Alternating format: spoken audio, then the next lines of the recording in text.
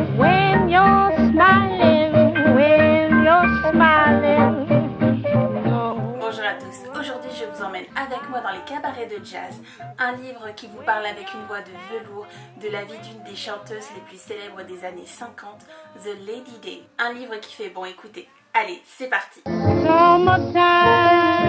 Lady Sings the Blues, une petite pépite que j'ai trouvée dans une librairie de livres anciens.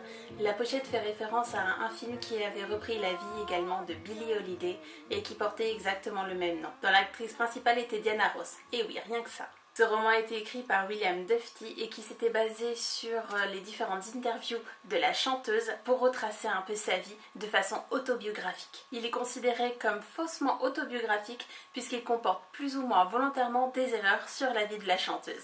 Ce livre est écrit à la première personne et à chaque page, on a l'impression que c'est la chanteuse elle-même qui est en train de nous souffler ou nous murmurer à l'oreille les différents secrets de sa vie. Elle rentre dans chaque détail, dans chaque petit commérage ou petites histoires croustillantes, comme si elle nous racontait et nous mettait dans la confidence. Et c'est vachement bien fichu.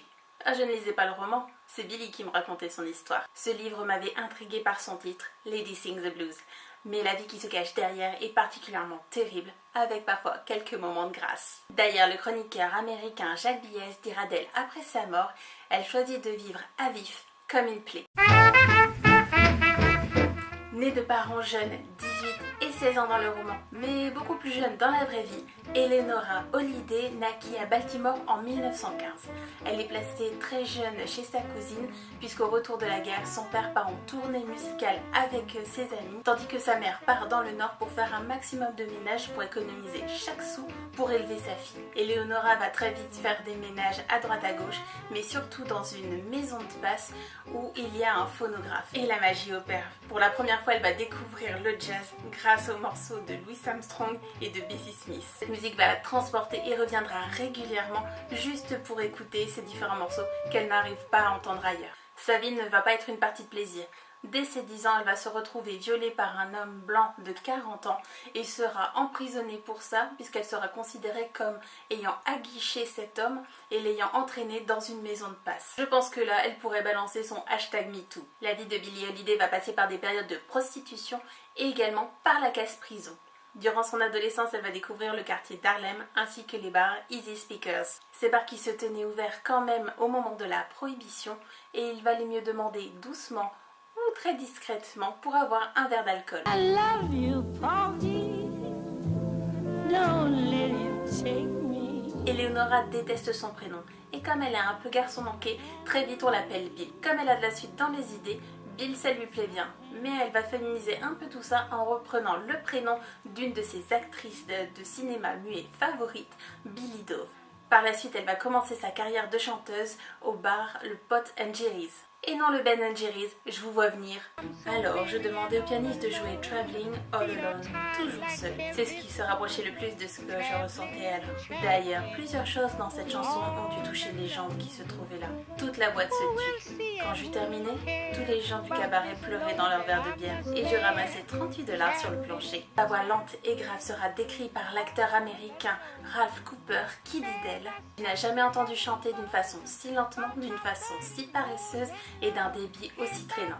Elle joue avec les rythmes et parle autant qu'elle chante.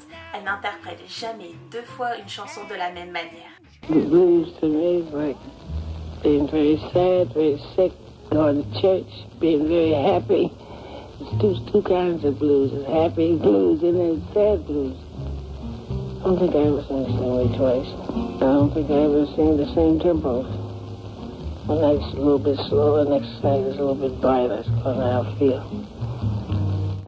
Elle chante avec les plus grands musiciens et dans son roman, on a vraiment l'impression de la suivre aussi bien sur scène que dans les coulisses pour rencontrer toutes ses personnalités. Elle va se lier d'amitié avec le saxophoniste Lester Young et c'est lui-même qui va lui trouver le surnom de Lady Day qu'elle portera jusqu'à la fin.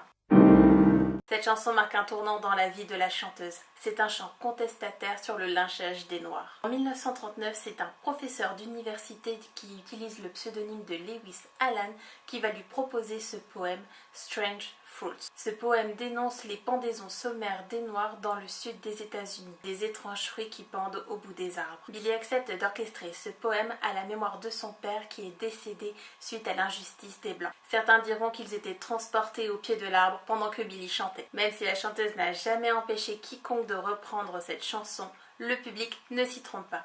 C'est la chanson de Billy et personne d'autre n'arrivera à le lui reprendre. My man don't love me. Dans cette autobiographie, Billy va nous raconter toute son histoire et va passer également par de sales moments. Elle va décrire également sa descente aux enfers dans la drogue avec ses différents compagnons qui soit dealaient ou lui proposaient de la drogue. Elle va passer de la marijuana jusqu'à la cocaïne. Et toute sa vie, elle va passer son temps entre dépendance et cure de désintox. À la mort de sa mère, qui est l'amour de sa vie, Billy va tomber dans une forte dépression et deviendra même violente. Cette autobiographie, Lady Sing the Song, va sortir 3 ans avant la mort de la chanteuse. Généralement, je ne suis pas friande d'autobiographie, mais le fait qu'il ait été romancé à la première personne nous invite vraiment et nous murmure à l'oreille tous les petits moments de joie et de peine. Et surtout, j'espère que tu te souviendras de ma musique et de ma voix. J'espère que la vidéo vous a plu. En générique, je vous mets la chanson Strange Fruit avec ses paroles et sa traduction aussi belle que glaçante. N'hésitez pas à lâcher un com, un petit pouce bleu et si vous voulez suivre mes futures vidéos, n'hésitez pas à vous abonner à la chaîne. À bientôt. Southern trees bear a strange fruit. Blood on the leaves and blood at the root. Black bodies swinging in the southern breeze. Strange fruit hanging from the poplar trees.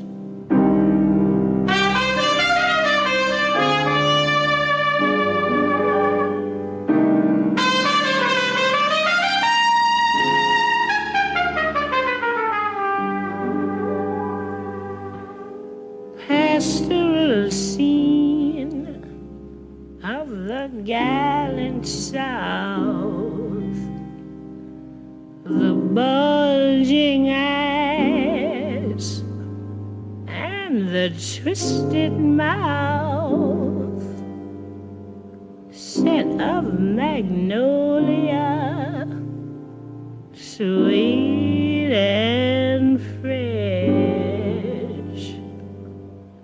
Then the sudden smell of burning flesh. Here is a fruit for the crows to pluck, for the rain to gather, for the wind to suck, for the sun to rot, for the tree to drop.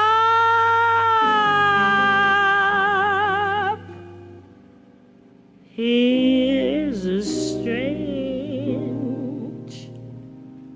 and bitter